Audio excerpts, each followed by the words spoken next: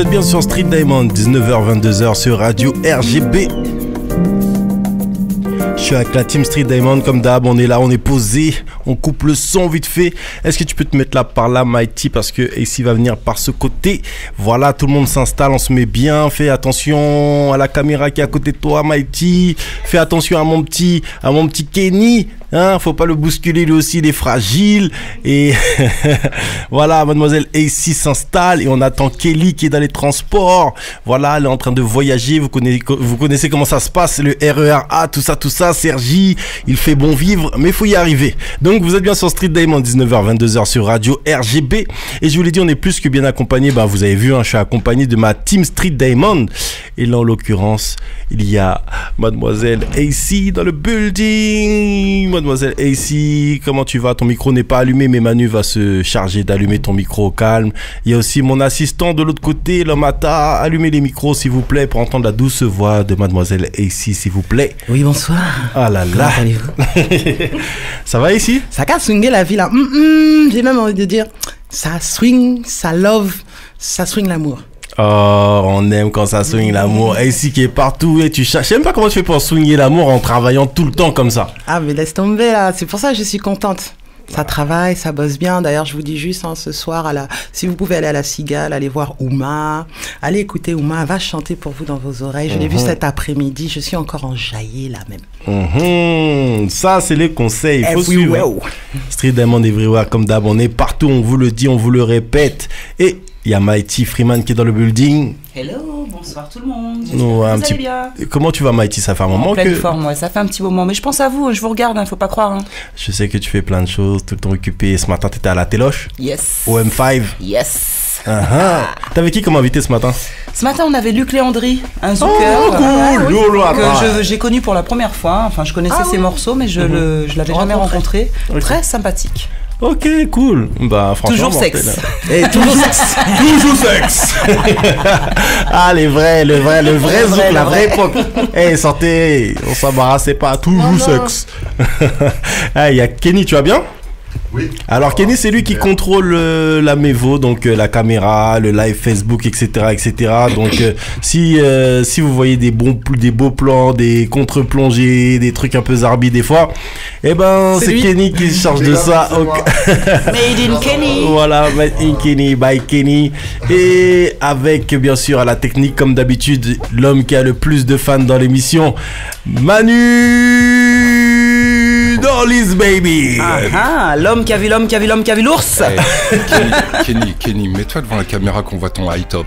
Laisse-le tranquille. Mais non. Non, mais le high top c'est frais. Bien sûr que c'est frais. C'est au top. C'est le high top parce que voilà quoi, c'est top quoi. Quand il viendra dans Dorlis, voilà. Ah, ça clash quand Dorlis est devant la caméra. Il viendra. Donc je vous rappelle que vous êtes bien sur Street Diamond, 19h-22h sur Radio RGB. On a tous charbonné. On a une grosse semaine et aujourd'hui on s'est dit que malgré le poids de cette semaine, on vient partager du love avec vous. On pourra pas partager les pizzas, il y en aura pas pour tous, mais il y en aura du moins suffisamment pour nous, j'espère. Donc on l'a dit, aujourd'hui, gros invités, comme d'habitude, elles sont là dans le building, Nubia et Jalissa Sekhmet. Bonsoir. Oh là là, ça sent au cœur, tout ça. Oh là là. Comment allez-vous, mesdemoiselles, mesdames? Très très bien. Ça va, merci. Ça va tranquillement. Manu, encore une fois, mon technicien professionnel, si tu peux augmenter le volume du micro de Jalissa. Voilà, comme ça on va l'entendre bien. Alors, il y a pas mal de choses à dire sur Jalissa et Nubia. Donc Nubia, la première chose qu'on va dire, parce que les gens ne s'attendaient pas forcément à cet invité, je ne l'ai pas annoncé sur les réseaux, mais Jalissa l'a fait. Ce qu'il faut savoir sur Nubia déjà, c'est que c'est la fille de Jalissa. Oui. Donc déjà quand tu es la fille de Jalissa, c'est déjà, tu as déjà un background, tu vois ce que je veux dire? Tu sais que déjà on t'a mis au diapason, tu vois, la primaire, le collège, le lycée. Pression. Pression, tu vois. Exact. Et donc tu crées ta propre chaîne YouTube. Oui. Donc pas mal de choses. Et j'imagine que toi-même en plus, tu t'es déjà vu dans des événements divers et variés. Oui. Donc ça va parler de quoi? Alors ça va parler de plein de sujets, forcément autour de la question noire. Ma première vidéo sera sur le colorisme. Ensuite, je vais enchaîner sur l'histoire du cheveu crépus. Et après, je ferai une vidéo sur la sexualisation de la femme noire. Et puis après, on verra ce que j'ai envie de faire. Nubia, est-ce que je peux te demander ton âge? J'ai 18 ans. Vous voyez ou pas? 18 ans. Je vois que la conscience est présente. Ah en tout ouais, cas, à 18 parce ans. que la sexualisation de la femme noire, En plus, c'est la Projet. vidéo que j'aimerais vraiment faire le plus, en fait. C'est ce qui m'intéresse le plus. J'ai envie de traiter ce sujet, donc voilà. c'est dans la sociologie. Conscientisation, ouais. 18 ans, hein, c'est balèze. Ouais, hein, c'est cool. C'est balèze. Et toi, Macron, t'as fait quoi à ton âge, là?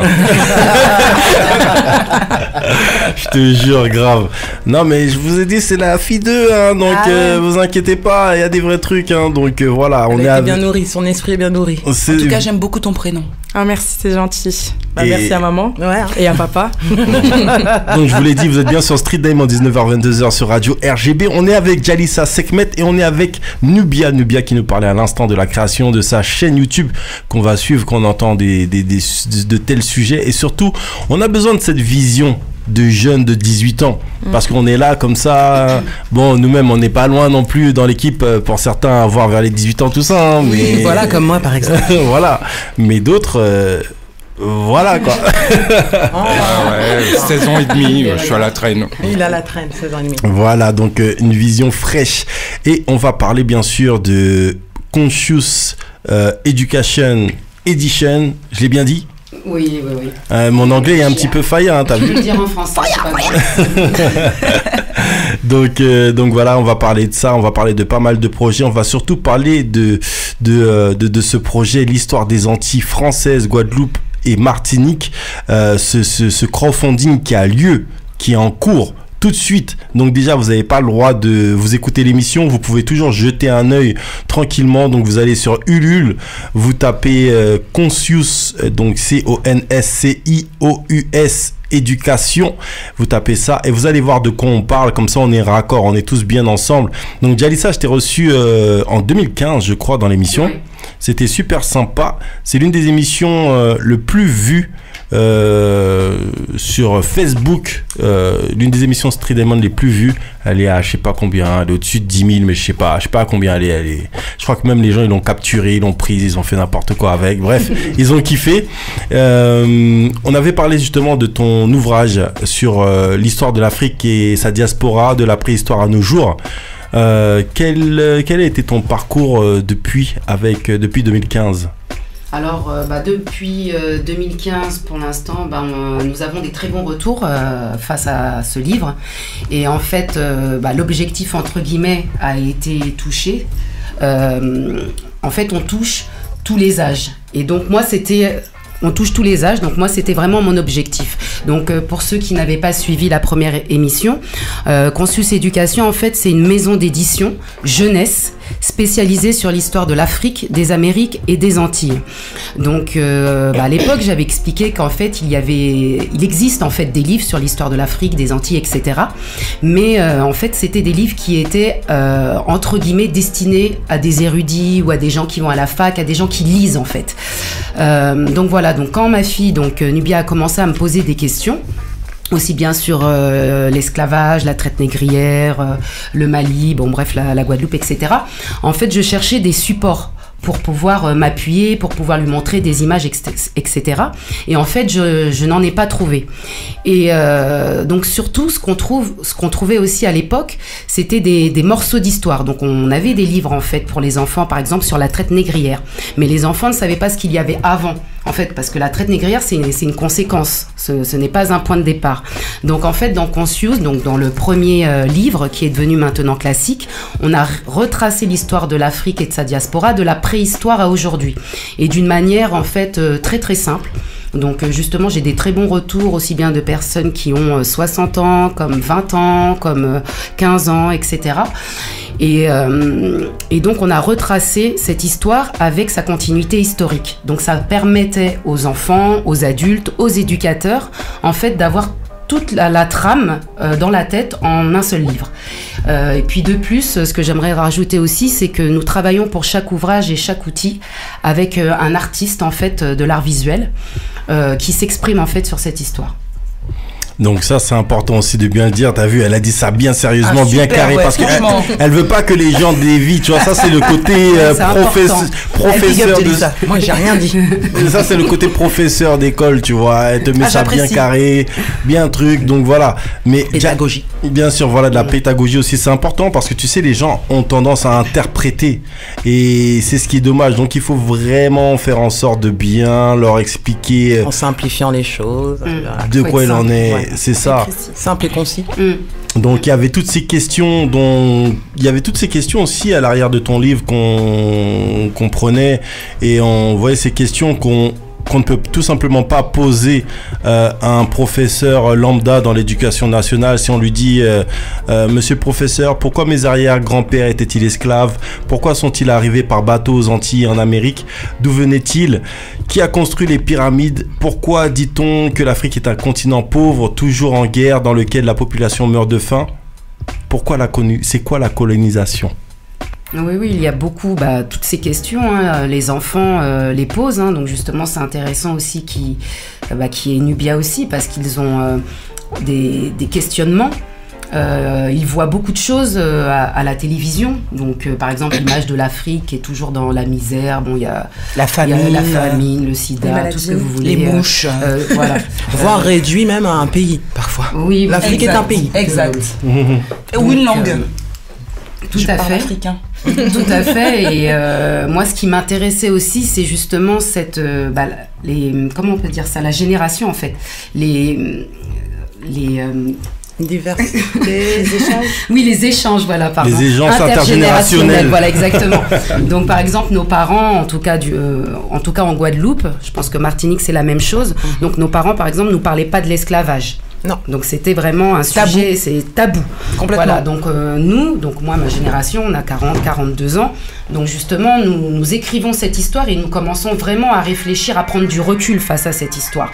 C'est aussi pour ça que je pense que lorsqu'il y a des crimes ou des choses comme ça, les États font exprès de bloquer les dossiers pendant 30 ans. Parce que 30 ans, c'est une génération. Ouais. Bimidum. Donc les enfants du Bimidum, les c'est massacres nous. de Pointe-à-Pitre, Les enfants du etc. Bimidum, nous font réveillons. exprès. Pour ça, ça Parce veut qu'ils dire nous que ont bloqués. l'autre génération, entre guillemets, va mourir, ou elle a 70 ans, elle est fatiguée, entre guillemets, elle a d'autres choses à faire. Donc si nous, on ne transmet pas, en fait, ce combat à nos enfants, Le déni ça veut s'en dire va que avec eux, le bien dossier s'en va, etc. Donc moi, ce qui m'intéressait, justement, c'était ces rapports intergénérationnels et quel est maintenant le regard de nos parents sur cette histoire et le regard de nos enfants face à cette histoire. Tout le temps en restant simple et surtout dans le dialogue, ce qui est très très important. Et surtout dans la construction de l'enfant, ça c'est super important, le fait que un enfant se construit d'un certain âge à un autre et au moment de quand il passe l'adolescence et quand il devient adulte, c'est limite déjà trop tard. Quand tu apprends par tes propres moyens, tu apprends même à l'envers, quoi. Et là, du coup, comme nous. Voilà, comme nous, comme notre génération. Et là, du coup, tu as l'occasion d'apprendre dans le bon sens de A à Z. Et ça, c'est intéressant. Donc, surtout ça, je trouve que c'est à ce moment-là que tes livres, tes ouvrages tombent à pic et tombent à point.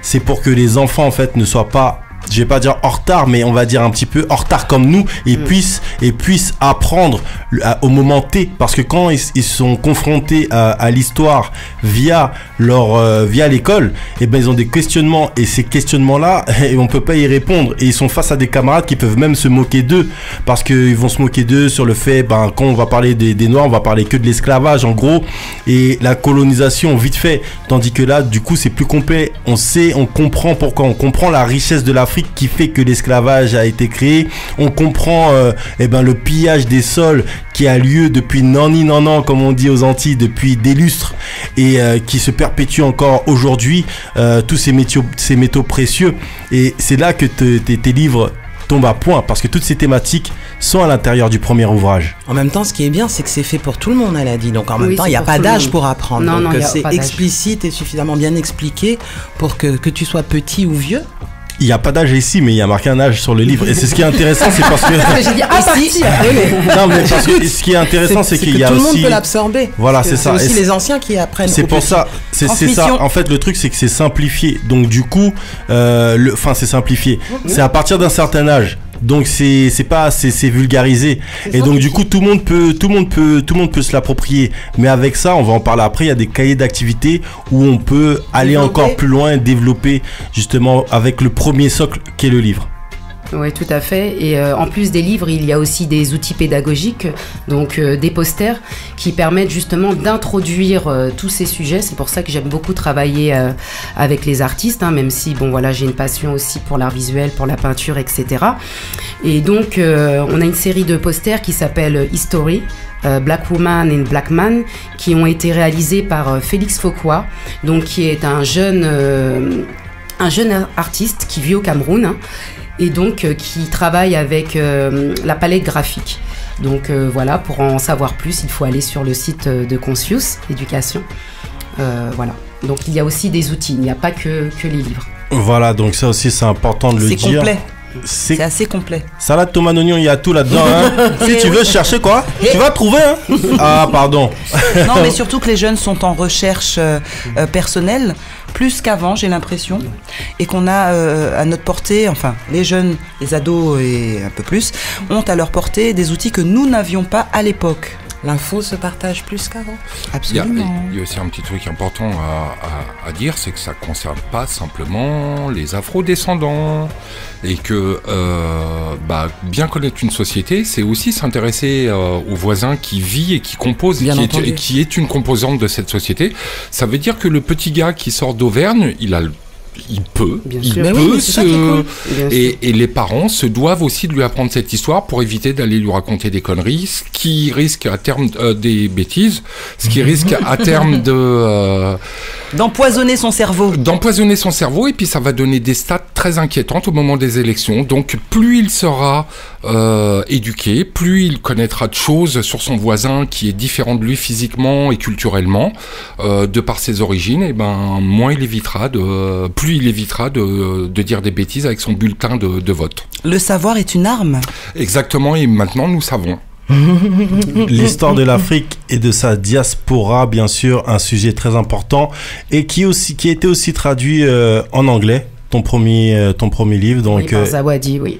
History of Africa and its Diaspora from Prehistory to Today. By Jalisa Sekmek, you know.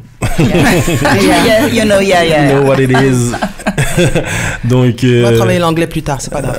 T'inquiète pas. Rich. Donc c'est super intéressant et justement, Jalisa, elle est très humble. Et elle ne dit pas tout ce qu'elle a fait parce que c'est une personne qui est assez discrète, mais dans toute sa discrétion, elle s'est aussi imposée de participer à un concours et j'imagine que c'était important aussi pour elle de participer à un concours, non pas forcément pour elle, mais pour médiatiser ses activités et c'était un événement assez prestigieux si je ne m'abuse. Tu as été élu, tu as été choisi justement pour représenter. C'était le concours Waouh. Voilà. Tout à fait. Est-ce que tu peux nous parler justement de cette aventure? Oui, donc c'était c'est une très belle aventure parce qu'en fait ce concours donc rassemblait plusieurs femmes, donc différentes femmes avec des projets, donc des projets vraiment intéressants qu'on a découverts. Donc c'était pour mettre en valeur en fait les projets, parce que c'est vrai que dans la communauté noire ou autre, il y a beaucoup de femmes porteuses de projets et malheureusement on ne les met pas assez en avant. On est quand même dans un monde qui est assez bling bling, etc. Donc quelquefois c'est extrêmement superficiel. Donc ce genre de concours, ce sont des concours intéressants parce que les projets sont vraiment profonds. Il y avait des projets aussi bien immobiliers en Afrique, des projets sur la santé, donc sur des problèmes assez graves. Donc c'était l'entrepreneuriat, voilà, en général, mais dans tous les domaines vraiment. Donc c'était vraiment très très intéressant. Donc c'était suivi par la chaîne Ubiz News. Amobé, salut si tu nous voilà, entends. Exactement. Amobé, Miss Mahop, Japadja, etc. Donc ce sont aussi des gens qui travaillent aussi énormément, hein, comme vous tous ici, qui sont très humbles aussi, parce que c'est aussi une qualité qu'il faut développer aussi, je fais un petit parallèle, mais qu'il faut aussi donner à nos enfants à l'heure où la société est vraiment basé sur le superficiel, sur le m'as-tu vu. Donc l'humilité, c'est aussi quelque chose qu'il faut apprendre, et justement toutes ces équipes, toutes ces femmes-là étaient vraiment dans cet esprit-là. Voilà, dans cet état d'esprit. C'était au Bénin, c'est ça? Alors non, c'est c'était l'année précédente. Voilà, c'était l'année D'accord. précédente. Voilà, c'était sur Paris l'année précédente et cette année au Bénin. Donc voilà, donc le projet a plu, hein, puisque j'ai remporté en fait. Le concours. Bravo. Moi, j'ai voté. Felicitations, congratulations. Personnellement, j'ai voté. Je vais pas dire que c'est grâce à moi, mais Tu as personnellement. participé, d'accord. Mais personnellement, j'ai voté. Personnellement, j'ai voté. Merci Mac, merci. Est-ce que tu peux nous parler des ateliers Aphrodia? Alors, les ateliers Aphrodia, en fait, ce sont des ateliers pour enfants et adolescents. Mais donc, à chaque fois que les parents les emmènent, ils participent aussi. Mais normalement, c'est destiné aux enfants et adolescents. Et en fait, dans ces ateliers, donc il y a toujours une petite partie forcément historique, pédagogique. Et en fait, on laisse parler les enfants sur un sujet. Donc, les sujets sont divers, hein. On a déjà fait la traite négrière, le hip-hop, La beauté noire. la beauté noire, etc. Et donc ça permet aux enfants et aux adolescents de discuter. Parce que bon, je pense que Nubia après pourra rebondir, mais nos enfants en fait ont des discussions auxquels nous, on ne participe pas, hein, puisqu'ils sont aussi dans leur monde. Et donc, en fait, lorsqu'on les écoute, il y a des problématiques qui reviennent sans arrêt, qui ne sont pas du tout traitées. Donc, ce sont un peu des transmissions de pathologies, si je peux dire ça comme ça, d'où aux États-Unis, à London, ce qu'on appelle les black thérapies. Et donc voilà. Donc je ne sais pas si Nubia elle veut parler un peu des problèmes de jeunes entre guillemets, puisque sa première émission traitera du colorisme. Donc si elle l'a choisi, ce n'est pas pour rien, c'est pas comme ça. Moi je lui ai rien dit. Pas Alors d'influence, Nubia, hein. il faut vraiment que tu nous dises la vérité, toute la vérité. Est-ce que ta mère a une influence comme certains messieurs ont des influences sur des grands médias en France, parce qu'ils se partagent les médias à 3-4 là, tu vois? Une influence. Je sais pas si c'est le terme qui correspond. Forcément, maman m'a apporté plein de choses. Enfin, je pense que c'est normal. Je serais pas ce que je suis aujourd'hui si j'avais pas eu cette maman, forcément.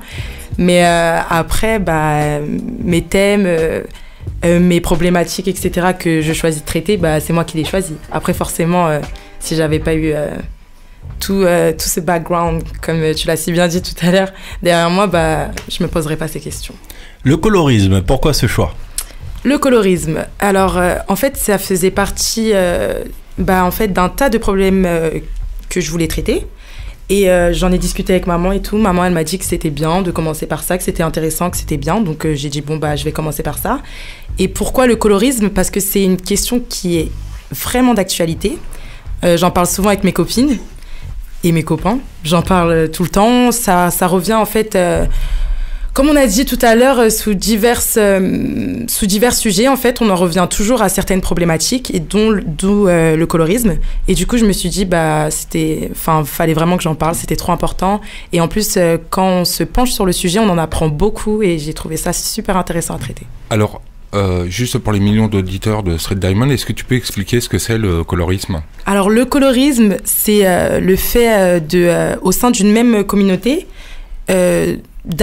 d'apprécier, on va dire, certaines carnations de peau plus que d'autres. Donc ça peut être au sein, moi je vais traiter plus forcément sur la communauté noire, mais il n'y a pas que dans la communauté noire. Il y a aussi chez les Indiens, comme on le voit dans les films, dans les Bollywood. En général, ce sont souvent les filles aux peaux claires qui sont les actrices mises en avant, oui, voilà. oui. Toujours le même problème. Mais dans toutes les communautés, de toute façon. Chez les Asiatiques aussi, voilà. Poudre de riz. Exactement. C'est ce qu'on appelle la pigmentocratie aux Antilles. Exactement. Avec tout le vocabulaire qui en découle. Oui. Chez nous. Mais même chez les Blancs. Et tous les problèmes que ça cause, en fait, maintenant. Et moi, ce que je voulais rajouter aussi, c'est que justement, dans mes vidéos, il n'y aura pas que l'exposition d'un problème, il y aura ici justement les solutions que l'on peut apporter. Enfin, celles que je vois en tout cas. Ça, c'est très important, hein. Je rebondis sur ce que dit ma fille, parce que maintenant, on a fait un état des lieux de nos problèmes. que ce soit en Afrique, que ce soit dans les Antilles, peu importe. Mais maintenant, en fait, ce qui est important, c'est que chaque citoyen devienne acteur, en fait, pour trouver des solutions. Parce que maintenant, on connaît les problèmes, on connaît les causes, on a les conséquences. Donc, c'est vraiment intéressant que les jeunes, maintenant, se penchent sur les solutions. Comment traiter ces problèmes. Et je voulais aussi rajouter une petite parenthèse que Nubia n'a pas dit, mais ce qui est quand même poignant. Donc Nubia, elle a 18 ans, donc bon bref, maintenant elle est à la fac. Mais donc au collège, par exemple, ce qui est intéressant, c'est que les garçons, par exemple, les garçons noirs. Ah oui. Ça, je pense que c'est intéressant. Justement, comme on parlait des ateliers Afrodia, il y avait justement une fille qui était venue à l'atelier, une adolescente, qui était un peu plus jeune que moi, et qui justement avait rebondi sur le fait que les garçons noirs préféraient les filles justement plus claires à l'école, etc. Et donc ça m'avait fait trop de peine et tout, et j'étais d'accord avec elle, mais ça m'avait touchée parce que ça l'a touchée en fait. Et du coup je me suis dit en fait à partir de ce moment-là, non, faut trop que je fasse quelque chose en fait. Et donc et c'est vrai que cette fille, elle m'a donné envie en fait de faire quelque chose. Nubia, si c'est pas trop indiscret, tu as choisi quoi comme étude à la fac? Alors là j'étais en prépa littéraire et en fait ça m'a pas plu du tout. Et donc là, je suis actuellement en sciences politiques. En licence, j'ai commencé ma licence de sciences politiques. Il faut aller botter les fesses aux gens là qui marchent de travers, qui disent on marche mais qui vont n'importe où là. Hey, on marche droit, on marche avec Nubia. Impressionnant. Moi, j'ai une petite question. Est-ce que du fait de la communication, de la transmission avec ta maman, tu sens une différence de perception de ta part vis-à-vis d'autres personnes qui n'ont pas eu la chance d'être peut-être encadrés par les parents, voilà, qui ont peut-être un petit peu défriché le terrain pour dire non, tu sais, c'est pas si mauvais que ça, il faut aller dans ce sens-là, etc. Donc... Oui, forcément beaucoup, parce que tout le monde ne pense pas comme moi, et je pense que encore heureux, mais en fait, je vois qu'il y a vraiment un manque chez certaines personnes, si je peux dire ça comme ça, parce que, il y a un manque, en fait, il y a un manque de connaissances, en fait, et c'est vraiment pas de leur faute, hein.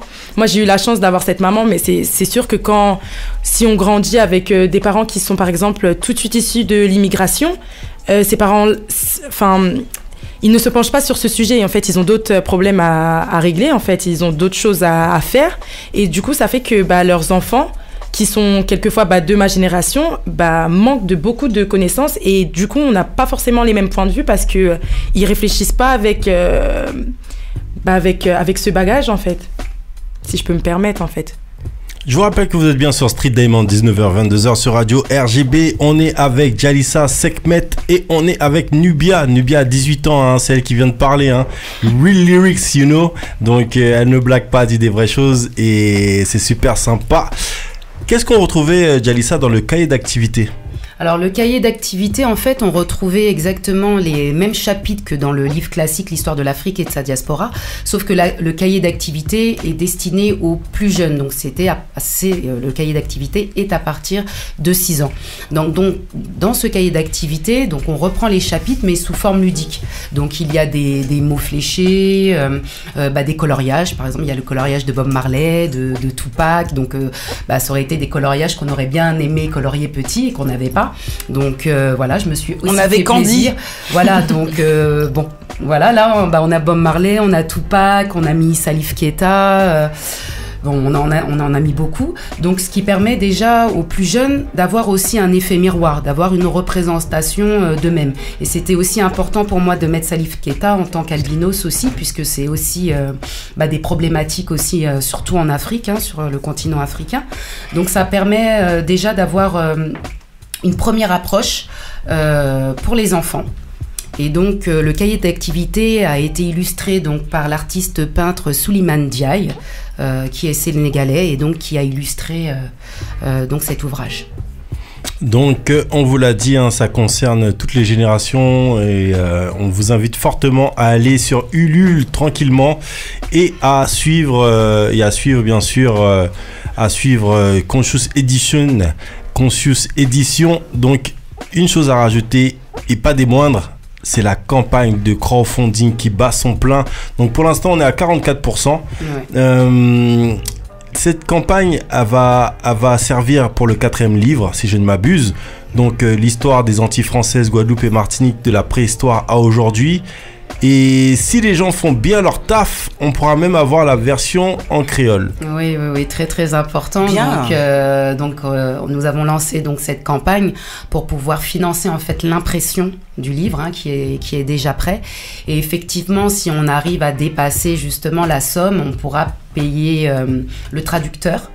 Et voilà, et puis l'impression justement en créole, parce que c'est aussi entre guillemets dans l'air du temps, puisque à l'époque de nos parents c'était plutôt une langue orale, plutôt oralisée. Donc je me suis dit que c'était important aussi d'avoir la version créole pour ceux qui voulaient la lire en créole. Donc les précédentes éditions, tu les avais financées de ta poche. Voilà, c'est de l'autofinancement. Et là, du coup, on est en mode crowdfunding parce que aussi il y a beaucoup d'ouvrages, il y a beaucoup d'investissements. Oui. Tu sens le retour, il y a un retour sur investissement. Quand tu rencontres les gens, comment ça se passe à ton niveau? Alors, tu parles au niveau financier ou au financier niveau, et cœur, les deux. Ah, les deux. Alors, au niveau cœur, pour l'instant, j'ai beaucoup de félicitations. Les gens sont vraiment heureux. J'ai eu un témoignage d'une personne d'une 60aine d'années qui m'a dit mais je ne savais pas tout ça, c'est incroyable, on m'a menti. Donc c'était un témoignage qui m'avait vraiment touchée, parce que en fait ça comble vraiment des manques et ça permet en fait de comprendre en fait tout ce qui se passe en fait sur le continent. Et bientôt le prochain, bien sûr, sur les Antilles. Donc j'ai des très bons retours, j'ai des étudiants aussi, qui m'ont dit entre guillemets qu'ils s'en servent comme entre guillemets comme anti-sèche, parce que ça leur permet de tout réviser d'un coup. Donc j'ai des étudiants aussi qui l'utilisent, et puis toutes sortes de personnes, des mamans, des éducateurs aussi qui l'utilisent aussi, des enseignants qui le prennent aussi en background pour compléter justement les cours sur la traite négrière et la colonisation, aussi bien dans les collèges que dans les lycées. Donc pour l'instant les gens ont l'air d'être satisfaits. Et financièrement? Alors financièrement, c'est quand même lourd. Je peux pas dire le contraire, puisque nous n'avons pas encore nos propres moyens d'impression, etc. Donc l'impression, ça coûte très cher. Et donc les livres sont quand même de très bonne qualité. Ce sont des livres couleurs.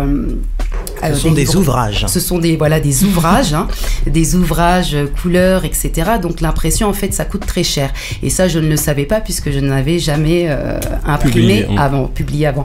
Donc ce sont quand même des grosses sommes.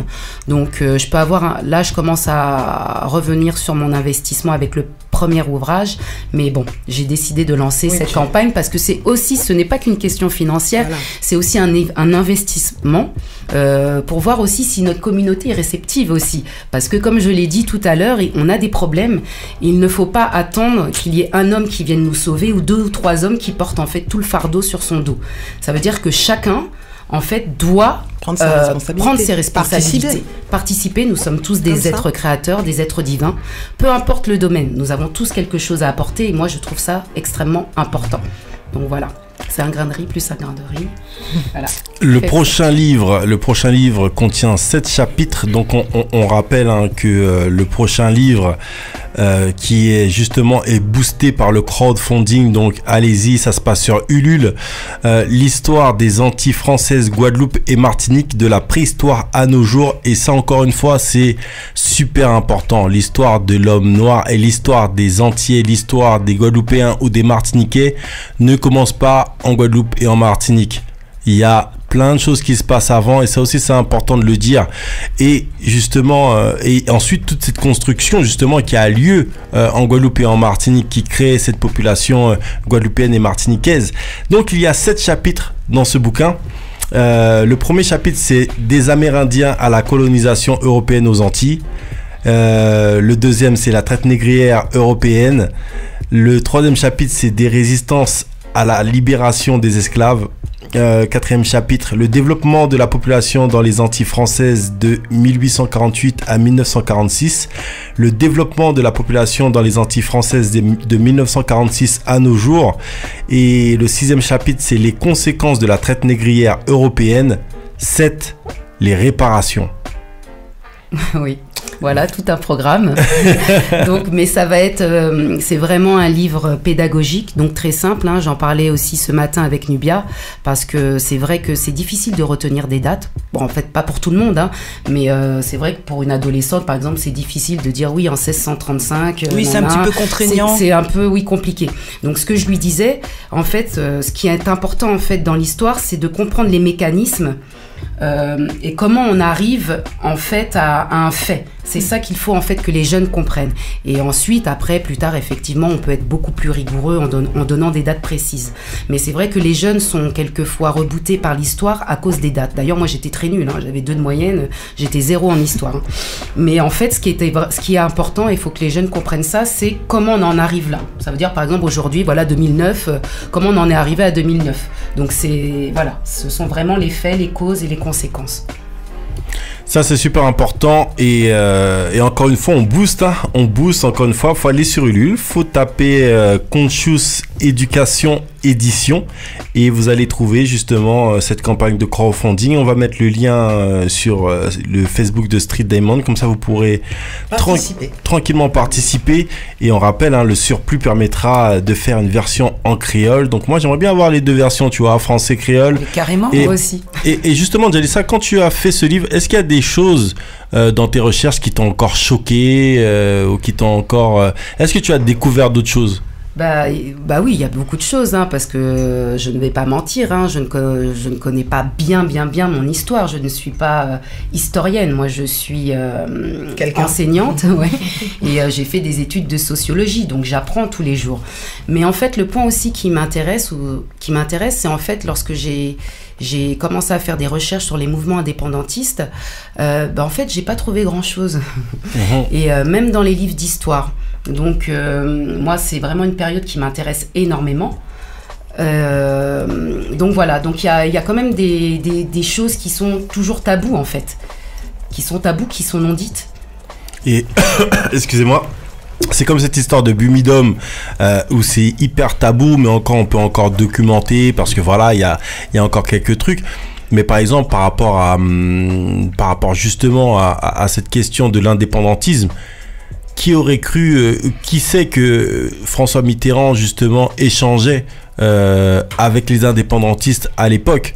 Donc ça, c'est des choses que les gens qu'on ne sait pas concrètement. C'est pas dans les livres d'histoire. On ne sait pas qu'il y avait des négociations. Et je dis pas que c'était juste c'était des négociations. Et en fait, à l'époque, il y avait déjà les prémices, en fait, c'était pas de l'indépendance. Ce que donnait le gouvernement de Mitterrand, c'était de l'autonomie. Donc toute l'autonomie qu'on voit par rapport aux pays du Pacifique, d'où viennent des personnes comme Karambeu, etc. Et ben c'est une autonomie comme ça qui avait été rédigée à l'époque par François Mitterrand et toutes les personnes qui travaillaient pour lui à l'époque. Et ce qui a fait capoter ou qui a annulé, en tout cas, qui a fait que les négociations étaient rompues, c'est quand il y a eu deux militants, en fait, qui sont fait malheureusement exploser avec une bombe. Et là, ils ont mis fin directement aux négociations. Et c'est une histoire que personne ne connaît. Et moi, j'ai pu connaître cette histoire juste en écoutant... par hasard à la radio, je suis tombé sur la création du Memorial Act qui était une idée en fait de Monsieur Rennette à la base de base, c'est une idée de Monsieur Rennette. Et en fait, la journaliste qui était bien renseignée en fait a dévoilé ce passage et Monsieur Rennette a confirmé ce passage. Et ça, c'est un truc que peu de gens savent. Et je pense que c'est important de le dire. Et justement, pour vérifier ce propos, il suffit juste de regarder les propos de Jacques Chirac de l'époque.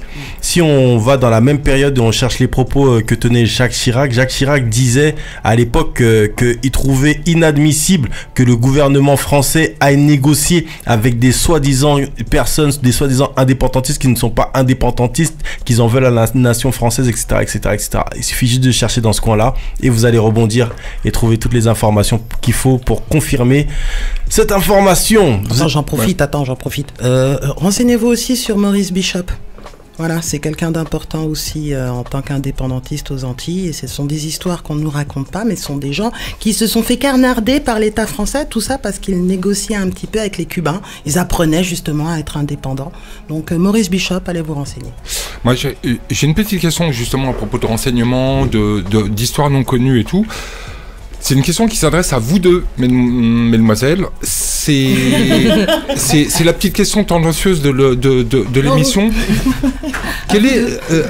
Comment vous appréhendez l'apparition de personnages type François Durper qui sont les représentants de la communauté noire alors qu'ils n'ont aucun lien avec cette communauté et qui sont les porte. Mais pourquoi tu leur fais ça? Non, voilà, parce que non, j'explique simplement une chose, c'est que ce monsieur a accès à tous les médias, alors que c'est beaucoup plus compliqué pour une personne comme Jalissa. Mais comme tu es en train de le dire, c'est un porte-parole déjà choisi, c'est le représentant choisi par... C'est un parcours beaucoup plus chaotique et compliqué pour une personne comme Jalissa Sekhmet de pouvoir donner son avis, alors que ce monsieur n'a aucune légitimité pour le faire, et pourtant on lui tend un micro chaque fois qu'il y a un événement. À qui Durper. Non mais c'est ce que je dis. Alors là, laissez-moi, on va partir sur le sujet du repère. Je suis chaud. Non, je rigole. On peut changer de sujet là. Je suis chaud. Non, mais citons-le. Non, il faut le citer. Moi, je suis d'accord avec Manu. Attends, il y a un truc qu'il faut dire par rapport à des personnes. Moi, je n'ai rien contre François Durper. Je n'ai rien contre Pascal Blanchard. Mais à un moment donné, il y a aussi des historiens noirs qui parlent de la communauté noire, qui ont vécu aussi tout un tas d'expériences et qui sont aussi des scientifiques, qui ont les données scientifiques, etc. Et en France, en fait, on a beaucoup tendance à mettre un blanc qui va parler de l'histoire des Noirs. Ouais, c'est moins risqué. C'est moins risqué. C'est comme ça. Voilà, c'est ça. C'est moins risqué, peut-être. Mais c'est surtout une douille, c'est surtout un remix, c'est surtout... voilà, c'est comme si en fin de compte, à chaque fois en fait que tu vas prendre un sujet, tu vas parler des Noirs, tu vas toujours voir un blanc qui va t'expliquer quelque chose.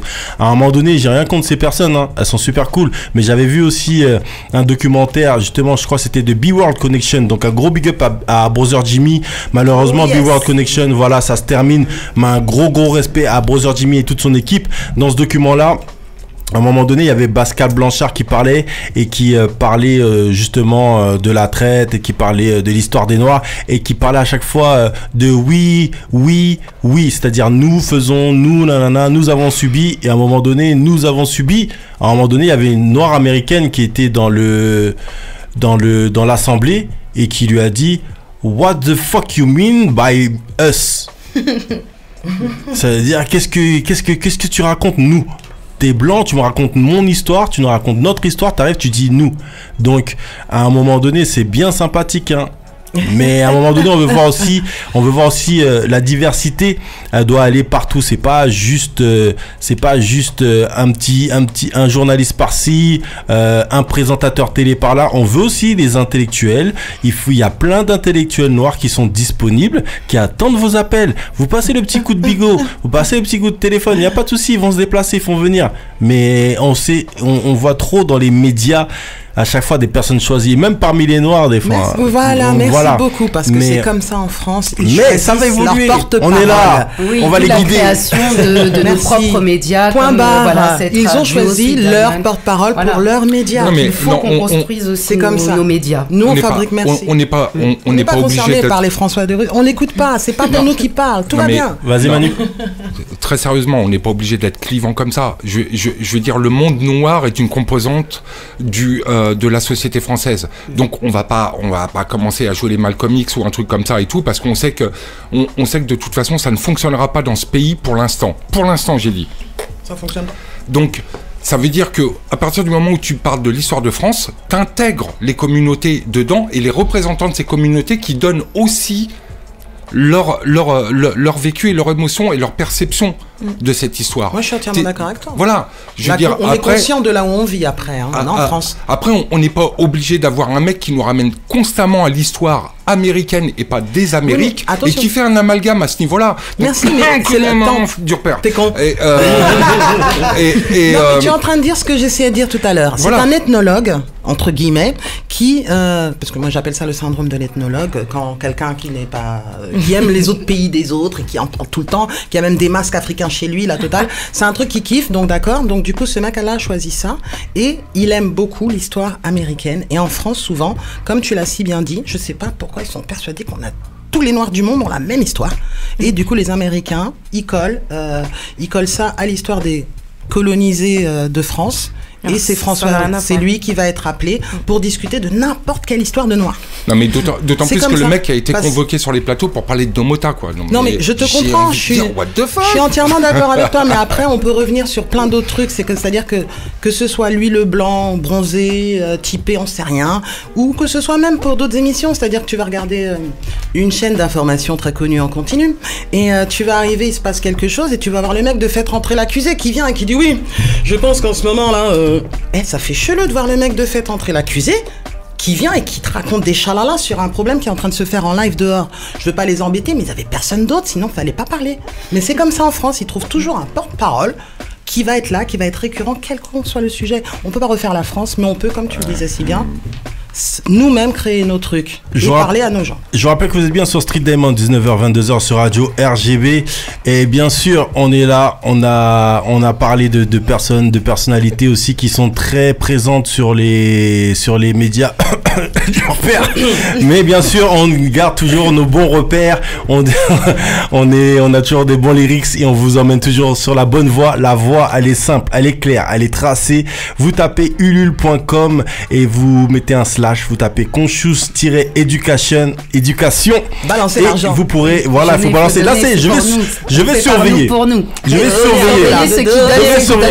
surveiller. Là, il y a 44%. Je vais surveiller seulement. Vous voyez comme ça, c'est comme ça que ça va se passer. Il reste une vingtaine de jours. Et en plus, en prime, il y a aussi un super travail parce que chaque semaine, je présente un artiste de l'art visuel, peintre, graffeur.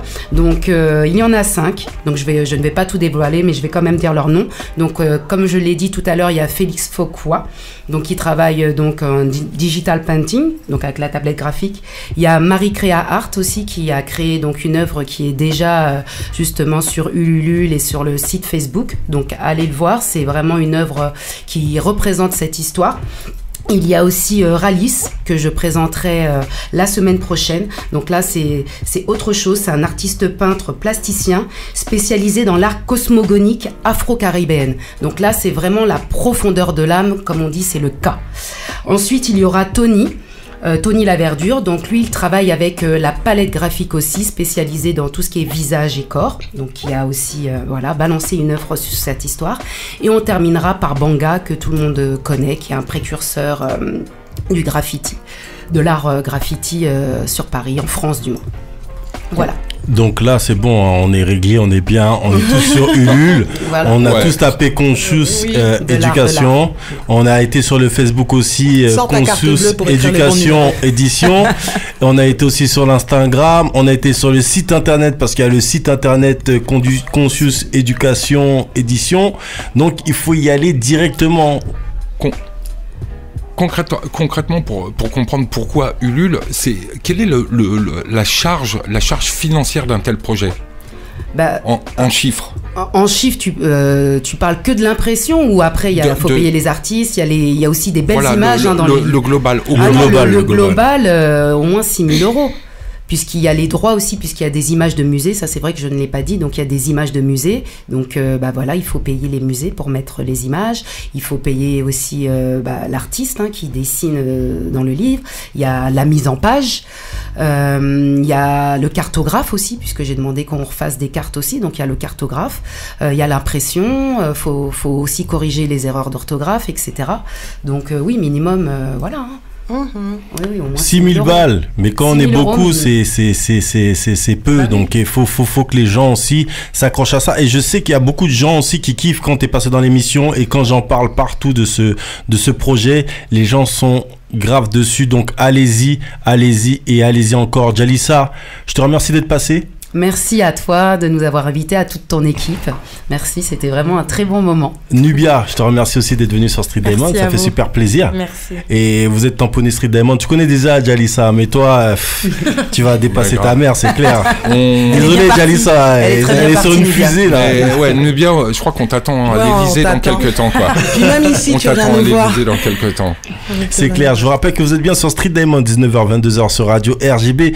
On se donne rendez-vous sur Ulule Conscious Édition, tranquillement. On remercie encore Jalissa Sekhmet d'être passée. On remercie aussi Nubia. Elle nous donne rendez-vous bientôt sur YouTube. On va partager son YouTube sur la page Facebook de l'émission, tranquillement, parce qu'il y a des belles choses à dire, je pense. Et on va continuer tranquillement avec Yann Gaël, l'acteur principal du Rêve français qui est dans le building. Donc, restez connectés. Ça arrive dans, allez, 2 minutes à peine. Yeah.